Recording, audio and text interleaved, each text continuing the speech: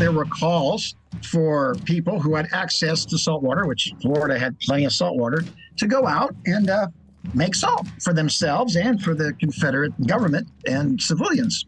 Also, you could make a lot of money doing that. So patriotism and profit walked hand in hand for people who all of a sudden decided that boiling salt might just be a good idea.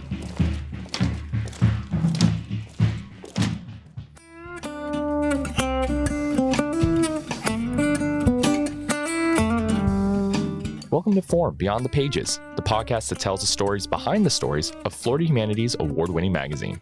I'm Andrew Quintana. In our inaugural season of this new podcast, we'll be speaking to the writers who penned the articles in our fall 2023 environmental issue of Forum, This Land We Love. This week, Florida historian Robert A. Taylor speaks with me about his article, A Salty Story. Florida is infamous for the picturesque salt water that fills its marshes and beaches. It's something that brings millions of tourists to the Sunshine State every year. But at a time when Florida was still in its infancy, this natural resource was helping turn the tides of one of the biggest battles to ever happen on American soil. Salt mining became a profitable business as Confederate Florida weaponized this everyday commodity during the Civil War. It's this perplexing piece of history Robert dug up for his story.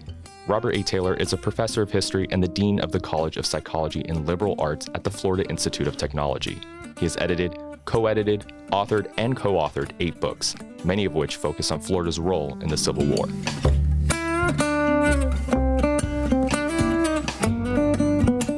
Before digging into your story for this upcoming issue Forum, I just want to read the subtitle for a second. I find it very interesting. It says, Moonlight Raids, Fugitive Slaves, and Hidden Seaside Camps. It's all part of how Florida salt almost saved the Confederacy. I don't know if I was sick that day that they taught this in high school, but I've never heard this story before. Can you tell me how you came across this topic? So many aspects of Florida history are either not mentioned or barely mentioned. Sad, really. I got interested in Florida in the Civil War because Florida was the third state to join the Confederacy. In fact, Florida joined the Confederacy before Georgia did, which was a pretty brave move on Florida's part. If you look at the geography of it, the information was there, the data was there. You had to dig for it, but it was there. And fundamentally, I think history is a great story. And I like to tell great stories if I can. Salt, it was one of the aspects of it. If you, let's say, read some of the classic texts on Florida story, like Carlton Tebow's History of Florida, it's mentioned. There are some illustrations. Somebody once said, it's a colleague of mine, I can't take credit for this, that Florida is the Rodney Dangerfield of the Confederacy. We just don't get any respect. I read every newspaper in the Confederacy, in the Eastern Confederacy, looking for things on Florida. The best sources for Florida news during the war were the Charleston newspapers, because everybody in Florida knew all the Florida news. So the few papers that there were didn't cover very much. Did I have all the material I wished I had? No historian ever does. It's funny that you say Florida doesn't get the respect that it deserves when it comes to its part in the Confederacy in the Civil War. I kind of wanted to learn more about why Florida was so much of a non-factor. That was a problem at the time and for future historians. In fact, if you look at many textbooks on the Civil War, they will show a map of the Confederacy of the South, and Florida is cut off about where Ocala is. We're not even important enough to have the entire state listed. Now, at the time, Florida was an extremely important part. Florida sent the highest percentage in terms of population of soldiers to the Confederate Army of all. As we're talking about, Florida was an incredibly important part of the Confederate war economy. Unfortunately, it was considered a periphery. I've always thought that it was sort of short-sighted on the Richmond government's part not to pay more attention to Florida, but I guess they had more pressing things to worry about. Yeah, like an actual battlefield. Yeah, like major invasions and things like that. Yeah, exactly, which is another aspect of the story that I found interesting, because there are these battles happening out there with gunpowder and soldiers, but there was almost a second war that the Union was waging on the Confederacy, and it was with its resources. Can you kind of talk about that strategy and why salt was so important to that? Florida We didn't have any huge bloody battles like Gettysburg or Shiloh or Antietam, but there was low intensity combat. Waging war on the Confederate war effort made sense, especially when Union forces knew how important Florida was to sustaining Confederate forces in other states. So going after sugar and, of course, going after salt production.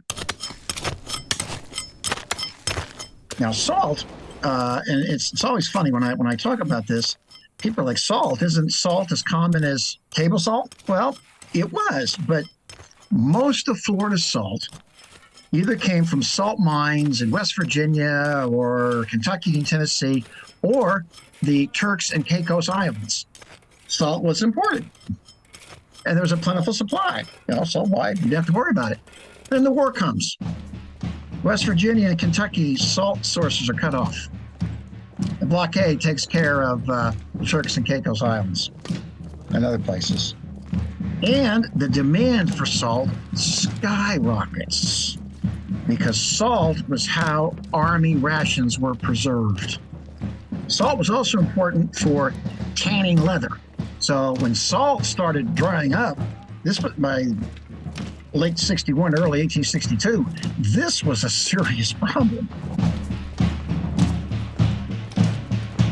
There were calls for people who had access to salt water, which Florida had plenty of salt water, to go out and make salt for themselves and for the Confederate government and civilians. You could do that. So you could be a patriot by doing that. Also, you could make a lot of money doing that. Salt prices soared. So patriotism and profit walked hand in hand for people who all of a sudden decided that boiling salt might just be a good idea. You mentioned when the industry starts booming, the salt industry starts booming in Florida, that a lot of people start creating salt camps. You liken those camps to the same ones that the country saw during the California Gold Rush. Can you tell me a little bit more about these salt camps? The primary concentration of them would be along St. Andrews Bay. If you don't know what St. Andrews Bay is, think modern-day Panama City. That's exactly where it was. And this area was perfect. Plenty of salt water, salty marshes, plenty of firewood, easy access to Georgia or Alabama, where the market is for salt. It was also difficult for Union forces off the coast to get to salt works along St. Andrews Bay. And before too long, there would be camp after camp after camp. In fact, Union sailors at night could see the fires. And if you were downwind, you could smell the smell. Boiling salt water doesn't smell very good. So this was a prime location. In fact, people would come from Georgia in particular and stake claims on prime salt boiling spots. Can you kind of tell me through your research how you discovered some of these success stories from the men and women who participated in this salt making industry? There are two ways to do this. There's a limited number of papers of salt workers or owners of salt works who didn't necessarily do the boiling, who would talk about the markets and how much they were making, or if they held back their salt and waited a few months, they could make even more money.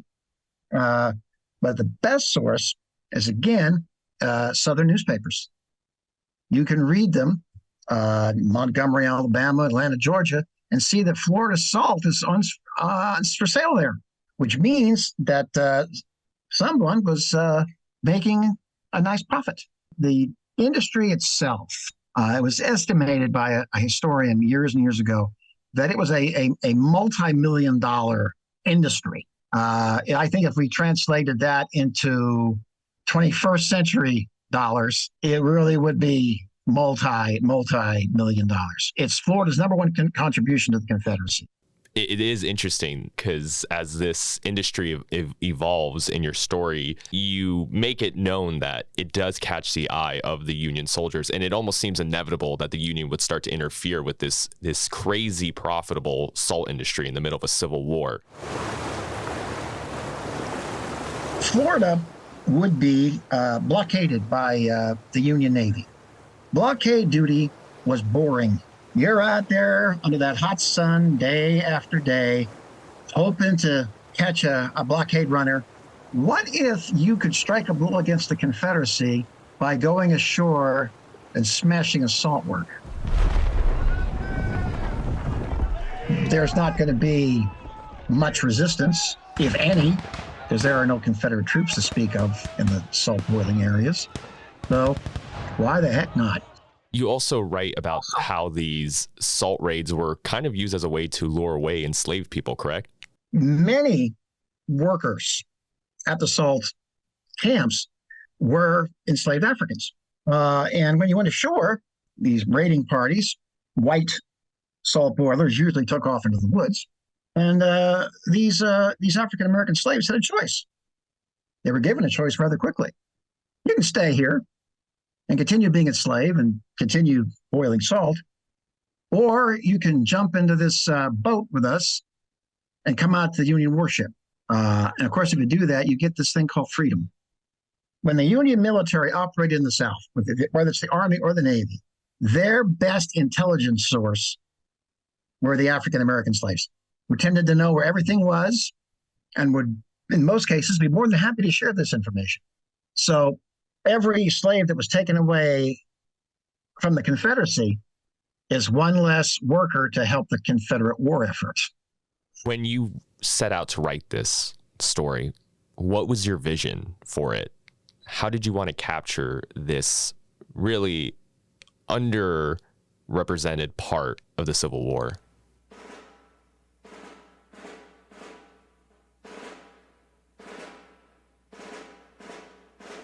Well, as I said, the thing of it is, this was not a quote-unquote easy topic to do. Material was scattered all over the place. Reading all those microfilm newspapers, I'm sure, decreased my eyesight, but it was worth it because I learned where to find Florida news, and it's not in Florida. That's what historians do. That's what I tell young historians. That you get a topic and you just dig in there and just keep digging. But you also have to know, okay, this is the time to stop the research and write this thing.